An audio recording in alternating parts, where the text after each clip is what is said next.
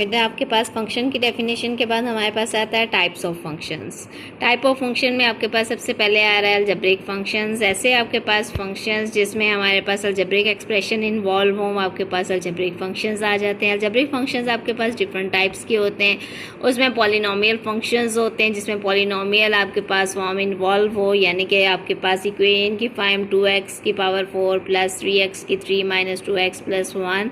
इसमें देखो highest degree आपके पास 4 है, सो आपके पास ये पॉलिनोमियल ये इसकी डिग्री 4 है। इसी तरह इसकी डिग्री आपके पास 3 है। लीनियर फंक्शन ऐसा फंक्शन है जिसमें आपके पास फंक्शन की डिग्री अगर 1 है तो वो आपके पास लीनियर फंक्शन कहलाता है। जैसे 3x प्लस 4 देख लें तो आपके पास 3x प्लस 4 में जो है x की डिग्री 1 है, तो ये फंक्शन आपके पास लीनियर फंक्शन कहलाएगा। नेक्स्ट आपके पास फंक्शन जो है वो आपके पास आइडेंटिटी फंक्शन ऐसा फंक्शन है जिसमें x अगर x को ही अप्रोच कर रहा है तो वो आपके पास जो है यानी 1 1 को अप्रोच करेगा, 2 2 को ही अप्रोच करेगा, तो वो आपके पास फंक्शन जो है वो आइडेंटिटी फंक्शन कहलाएगा। इसी तरह अगर आपके पास कोई सेट अगर x को ही अप्रोच कर रहा है और x कैसे फंक्शन है जिसमें कॉन्स्टेंट्स दिए होंगे तो वो कॉन्स्टेंट फंक्शन कहलाएगा। और p ओवर q की फॉर्म में अगर कोई फंक्शन गिवन है तो आपके पास रैशनल फंक्शन कहलाएगा। इसी तरह ट्रिग्नोमेट्रिक रेशियोज जहाँ पर आ जाएंगे वो फंक्शंस हमारे पास ट्रिग्नोमेट्रिक फंक्शंस कहलाएंगे। यानी F of X is equal to अगर साइन एक्स दिया हो और कोई आपसे पूछे ये कौन सा किस टाइप का फंक्शन है तो आपने कहना ये ट्रिग्नोमेट्रिक फंक्शंस हैं।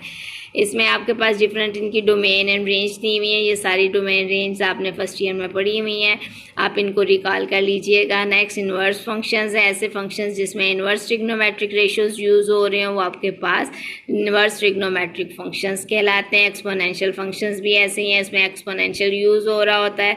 और नेक्स्ट में आपके पास ऐसे हैं हाइपरबोलिक फंक्शंस, ऐसे फंक्शंस हैं जिसमें हाइपरबोलिक आपके पास वैल्यूज़ यूज़ हो रही हों तो वो आपके पास हाइपरबोलिक फंक्शंस कहलाते हैं। हाइपरबोलिक फंक्शंस के फार्मूलाज बेटा आपको आने चाहिए, सारे आपने रिवाइज करने फर्स्ट ईयर में पढ़े हुए हैं।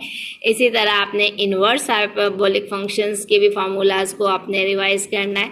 और एक्सप्लिसिट फंक्शंस ऐसे फंक्शंस होते हैं जिसमें आपके पास y की जो आपके पास वैल्यूज़ होती हैं वो आपके पास x की वैल्यूज़ पे डिपेंड कर रही होती हैं, यानी x और y को हम इजीली सेपरेट कर सकते हैं, तो वो आपके पास एक्सप्लिसिट फंक्शंस कहलाते हैं।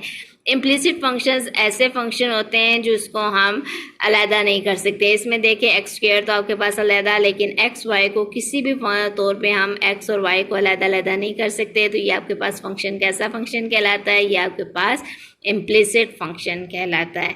इसी तरह पैरामीट्रिक फंक्शंस आपके पास जो है अगर पैरामीट्रिक इक्वेशंस इन्वॉल्व हो रही हूँ x is equal to 80 square y is equal to 280, इसी तरह आपके पास ये पैरामीट्रिक इक्वेशंस इन्वॉल्व हों तो ये पैरामीट्रिक इक्वेशंस कहलाते हैं।